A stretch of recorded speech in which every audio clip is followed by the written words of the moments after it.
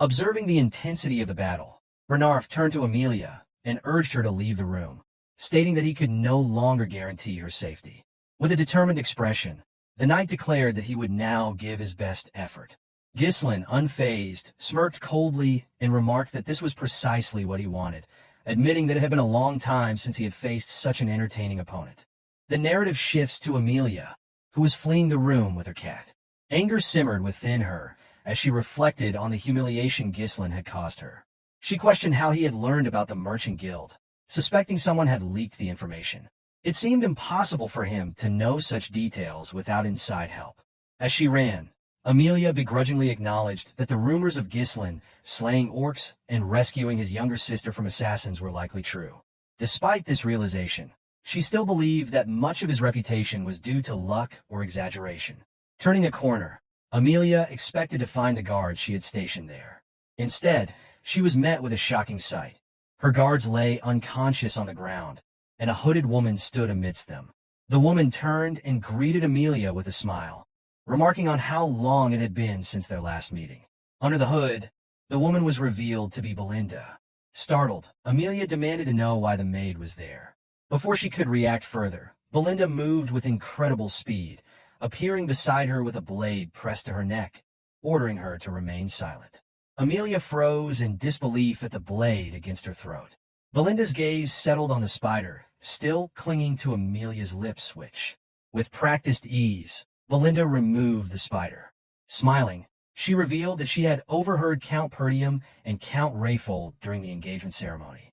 She recounted how Amelia's siblings had mocked her for her fascination with spiders, and how Amelia had raised the creatures as a means of exacting revenge.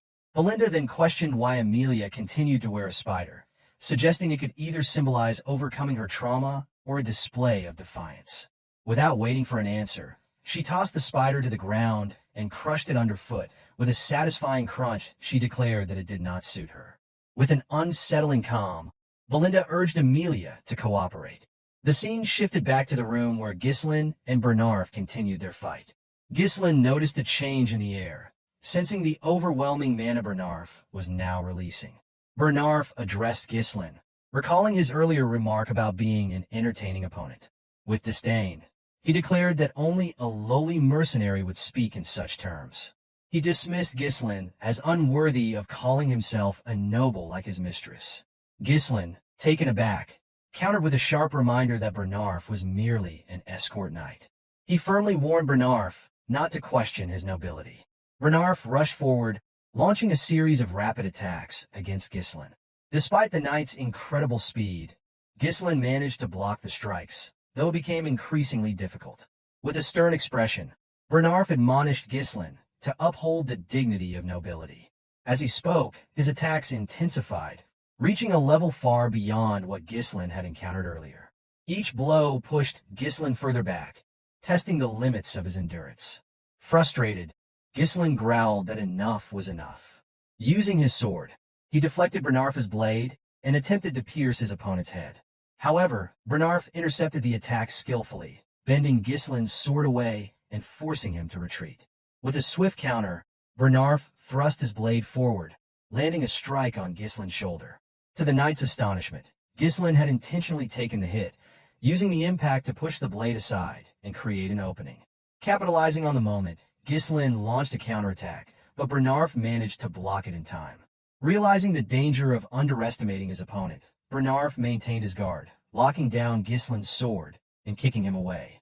He remarked that this was the difference between a true warrior and one who wields a sword for mere entertainment. Ghislain, breathing heavily, couldn't help but find the battle exhilarating despite the mounting pressure. Bernarf's overwhelming speed, reach, and relentless attacks kept him in control of the fight. Any attempt by Ghislain to counter through close-quarter grappling was immediately neutralized. In a binding clash, Bernarf deceptively locked their swords together, giving the impression that neither could break free. With Ghislain's current mana reserves, it was nearly impossible to overcome the knight's superior strength. The situation was dire, and Bernarf appeared to have the upper hand. As Ghislain analyzed his predicament, Bernarf charged again, forcing him to act decisively. Ghislain, preparing himself, acknowledged that the fight had to end soon. While Bernarf had accounted for nearly every variable, he had overlooked one critical factor: Ghislain's unique mana cultivation technique. Drawing upon his third mana core, Ghislain unleashed an explosive surge of power and met Bernarf head-on. When their swords clashed, Ghislain channeled his newfound strength, forcing Bernarf's blade downward and disarming him with sheer force. The knight froze in disbelief, unable to comprehend how Ghislain had summoned such overwhelming mana mid-battle. Before Bernarf could recover, Ghislain raised his sword to strike a fatal blow. At that moment, a voice interrupted, commanding Ghislain to stop. Turning, he saw Amelia standing nearby, fury etched across her face. She demanded that Ghislain take the 10,000 gold and leave immediately. Irritated, Ghislain lowered his sword and stepped back, remarking that it would have been far simpler if she had handed over the money when he had asked politely. Belinda, observing the scene, quipped that Ghislain's actions went far beyond what could be called a lover's quarrel. Ghislain, unfazed, replied that it was merely a difference in opinion. Approaching Amelia, he rested his sword on his shoulder and informed her that there was unfortunate news. With a calm but firm tone, Ghislain announced that the fee had now doubled to 20,000 gold. So, friends, this chapter comes to an end. What will happen next? We'll uncover it in the next chapter. Don't forget to rate this chapter out of 10 in the comments. We'll see you in the next video. Until then, take care and goodbye. Don't forget to like the video and subscribe to the channel.